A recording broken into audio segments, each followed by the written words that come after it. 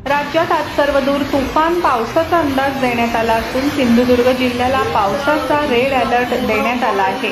रत्नागिरी, सातारा, कोल्हापूर या जिल्ह्यांना orange alert तर उर्वरित सर्व राज्यात पावसाचा येलो अलर्ट हवामान विभागाने दिला आहे।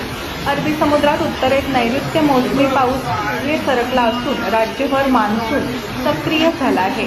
परिणामी वादळी पावसासह विजांचा कडकडाट तसेच हलक्या ते मध्यम सरींचा पाऊस येत्या 5 दिवसात राज्यभर राहणार आहे।